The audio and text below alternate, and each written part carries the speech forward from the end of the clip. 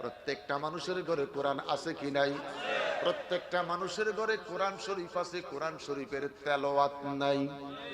Television আছে, টেলিভিশনটা বন্ধ নাই। মারাত্মক একটা যন্ত্র আছে, এই যন্ত্রটা একটা সেকেন্ডের জন্য বন্ধ। টাকা যদি না থাকে ধার দেয়। টাকা যদি না থাকে, কথা কোন ঠিক কিনা?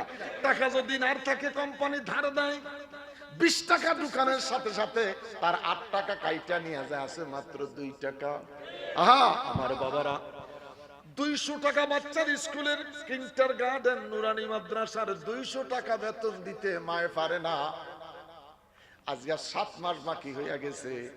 আল্লাহর মেহেরবানি মারে মা, গার্জিয়ানের মিটিং যখন ডাকি, মার হাতও দেখি মারাত্মক একটা যন্ত্র। জিজ্ঞাসা করলাম, মায়েরা বোনেরা 200 টাকা বেতন দিতে পারেন না, 7 মাস বয়স বাকি, এই যন্ত্রটা চলে কেমনে? কথা কি সত্য নেই? কথা বলেন সত্য নেই? আমি যন্ত্রের দিকে যাই না, এই যন্ত্রের কারণে 3 বাচ্চার মা এখন আর ঘরে থাকে না। এটা একটা মারাত্মক যন্ত্র। এটার নাম কি?